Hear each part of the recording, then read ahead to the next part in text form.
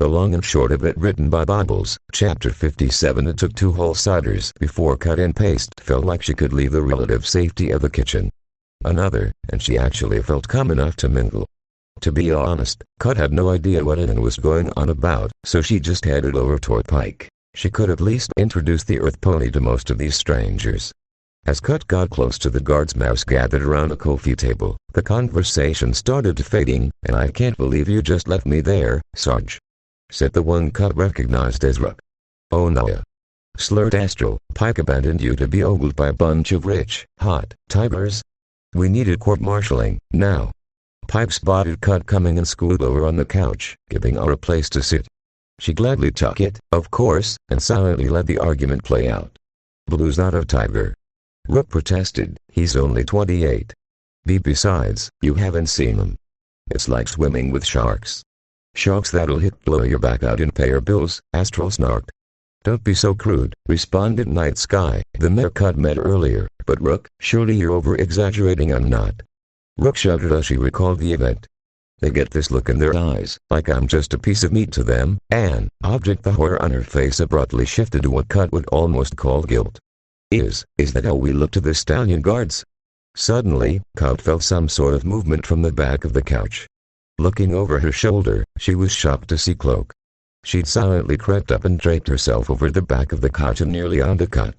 "I really wish she'd stop doing things like that." As Cloak began to speak, Cut noticed she was almost stage whispering. It had the cadence of a whisper, but was easily heard over the other ponies in the room. "Maybe it's because they're shark ponies." She looked left and right before continuing.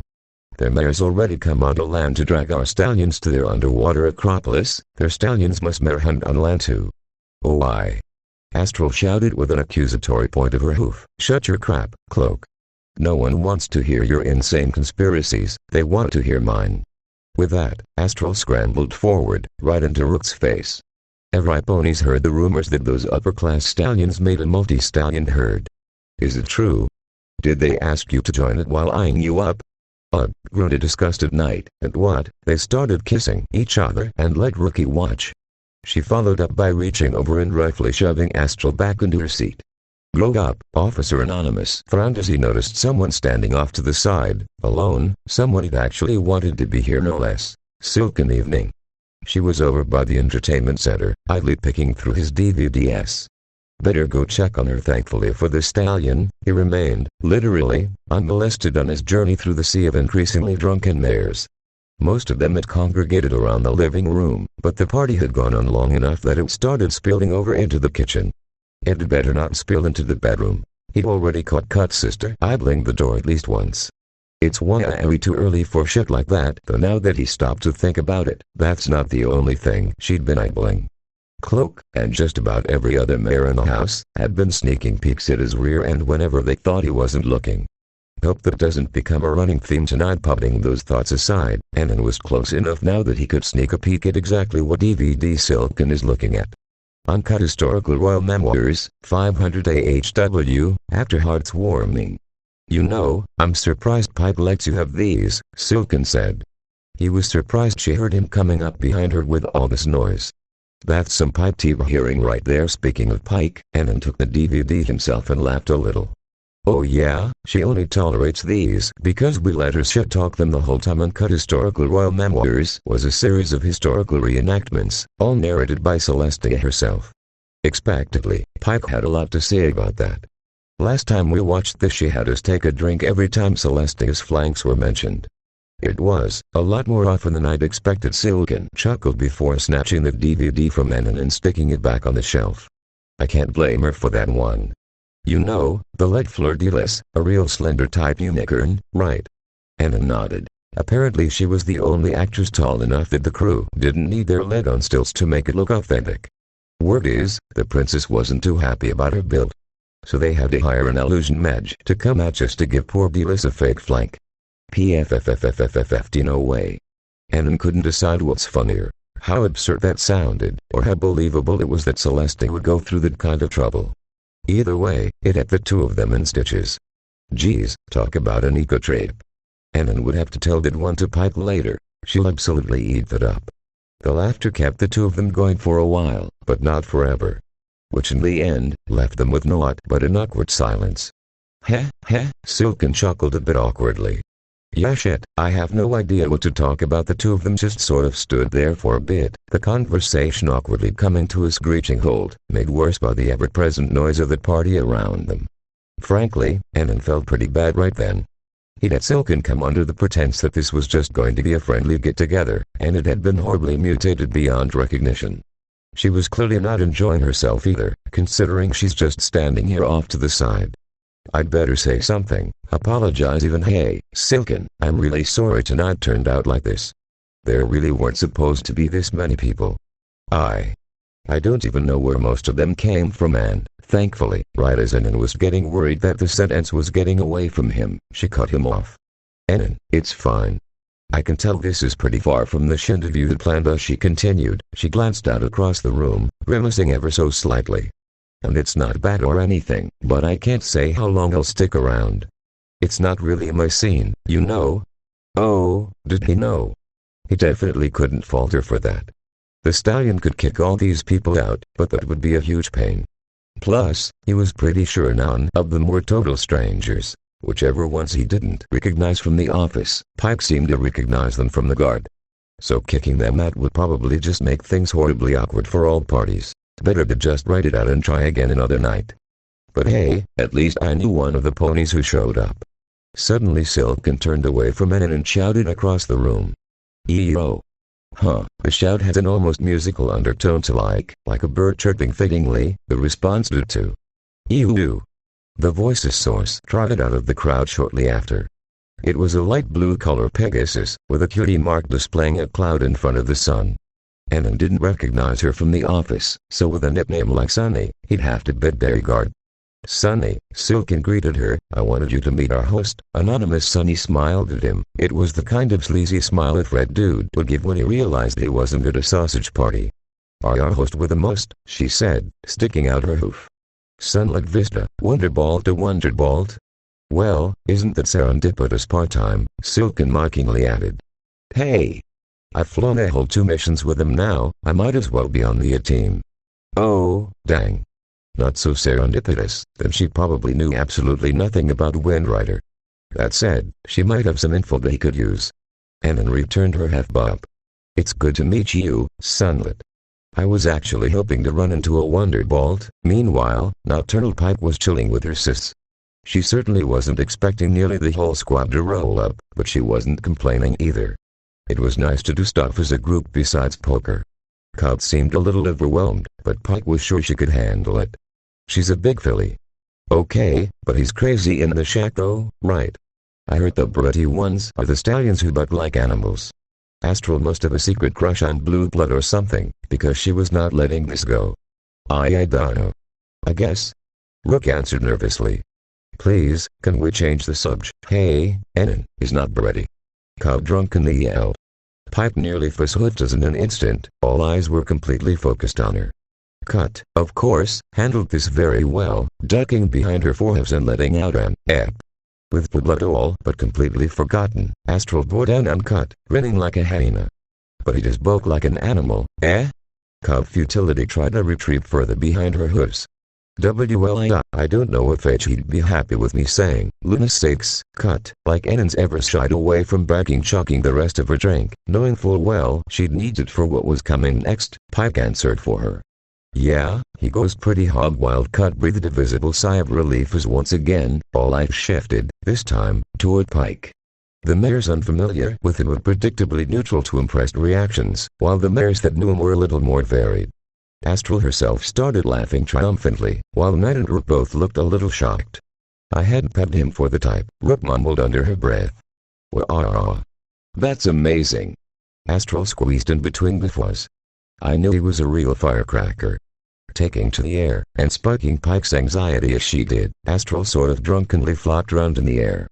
She was attempting to mime something, but Pike had no idea what until she spoke up again. Oh yeah, does he toss you around sometimes? Use the size he's got to pin you? Yeah, that. Pike didn't mean to say that. It just sort of slipped out. Astral stopped mid-air and hung perfectly still. All the hairs on Pike's neck started standing up as every pony seemed to lean in toward her just a little bit. Pike, are you in the Maldum? Astral asks. Oh stars, poker face, don't fail me now. And no, Pike dared not open her mouth again, lest she spoil the lie. She even tried to make eye contact with Astral to sell it, but unfortunately, that seemed to backfire. She is Pike's best friend, after all. You totally are. It was an even split among the gathered ponies between surprise and laughter. The only exception was Cut, who was blushing like a tomato and avoiding eye contact with any pony in the room.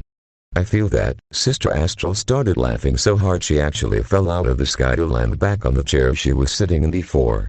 BWAHAHA. Pike, in the Maldum. To think I'd known you for all these years and never knew. Pike felt her heart start to sink. Calm down, Pike, this isn't the end of the world. Liking it right from Enon is hardly the worst secret you've been keeping. So what? He's a big guy. I like it when he takes advantage of that. I don't like that look on Knight's face. It was the face she made whenever she solved a mystery before an pony else had, smirking, with one eyebrow raised. Knocked, is that why you've always had a thing for bigger coals? Well no, but, come on, Knight. Astral came to Pike's rescue. It's probably just natural. She's like a midget, it'd be impossible for her not to find coals bigger than her. Ha ha ha. Normally Pike would protest that, and a large part of her wanted to, but frankly, she was much happier about the change in subject than she was mad about being called short. At least for the moment. What about you, Miss Simp? Astral said as she abruptly turned on Cut. Surely Mr. Anonymous must push your buttons in some special way. Yeah, tell us. Cloak's voice nearly made Pike jump. She'd forgotten that Cloak had put herself behind the two of them. She'd been dead silent this whole time. Bucking Night Stalkers, we've got dirt on Pike, now we need yours too. Cloak continued. Luna, I wish she wouldn't phrase it like that. It clearly had Cut wears it out to. She was just frantically looking around at every pony and stammering out half-formed syllables. Poor Cut. Wait, Pike just had an idea. And Cut could really use the ego boost. Pike knew what to say now, and when she spoke, it was with absolute confidence. It's that Enon likes to suck her brains out through her tits. Once again, all the conversations stopped dead in their tracks. This time, shut was the universal expression. Every pony silently looked between Pike and Cut. The Earth pony's cheeks burned brighter than the sun as she tried to shift her back legs to hide her generous assets, but it was no use. All eyes were on them. Really? Astral asked. Yeah, Pike said.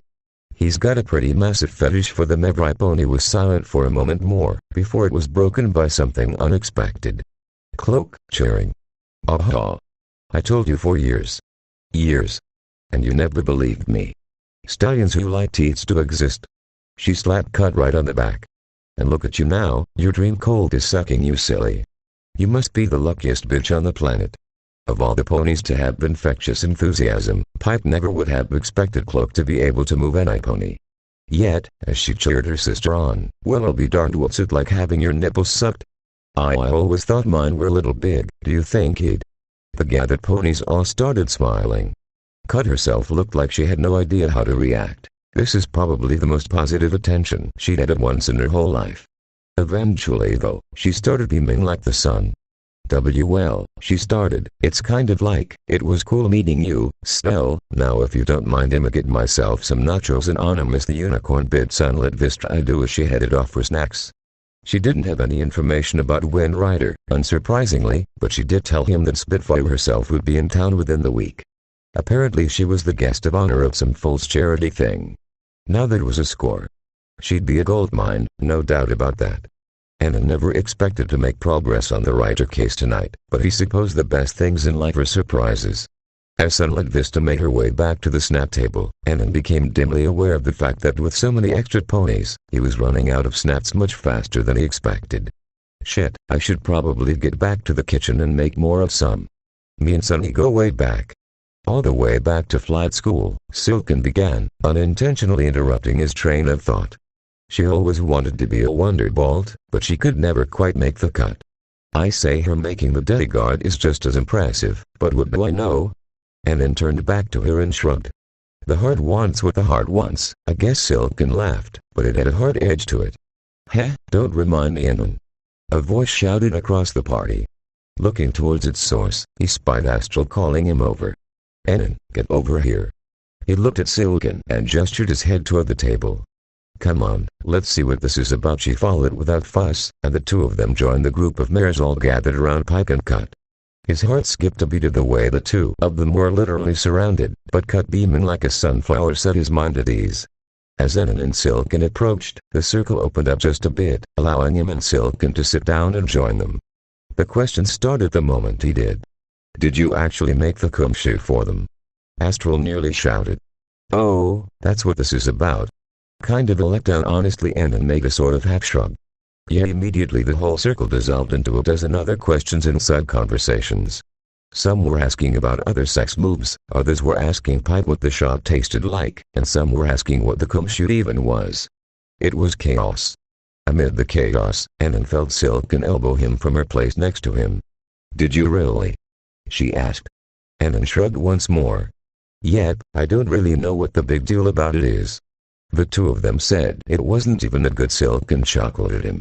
"You know, most stallions would consider their filly friends asking them to come inside a shot glass for them debasing and humiliating. Yeah, well, most stallions are on some shit, huh?" She chuckled again. "I guess so. Say, that reminds me, wait." This time Astral did shout. "Enon, listen, this is important." Not wanting to leave a friend hanging, Enon refused to acknowledge Astral at first, instead giving Silken a chance to continue. She just nodded toward Astral, so he turned towards the mare as well. "HM?" Astral leaned in and lowered her voice. She was shouting before though, so after lowering it she was only back to nearly shouting. "Had the three of you done anal?" She sounded more excited by the prospect than she should. Especially since he was about to let her down. "God no, absolutely not." "What?" Every mare at the table shouted. Enon was surprised to see that it included Pike and Cut. They'd never even asked him before. He supposed they just hadn't worked up the nerve. "Why not?" shouted Astral. "What do you mean, why not?" Enon retorted as his face contorted in disgust. "It's gross, that's why. I don't want poop on my dick." "Come on," she continued, "that's what all stallions say. Eat at the freaking cum shoot." "Yeah," Enon said, his annoyance starting creeping into his voice. "And all stallions are right about that one. Why would you even want to do it?" He threw up his hooves in exasperation. "It's not like there are pleasure nerves in your butthole." Astral raised her hoof, already trying to fire back. Actually, only to stop dead as Enon's statement fully dawned on her. As she visibly tried to puzzle out a good response, her gaze slowly dropped along with her hoof. All the way until her hoof was down and she was staring right at the floor. The rest of the circle lapsed into awkward silence with her. No one was quite able to answer Enon's question. Well, until Rook spoke up, that is. "I don't know, I thought it felt pretty good this time," Enon joined in as everyone shouted, "Blood is anal." Giggle. Thank you for observing this visual transmission. If this media file successfully stimulated your reward circuits, please execute a like action, deposit a textual comment below, and transmit this data stream to a designated peer. Tilt head. Farewell, lightheaded or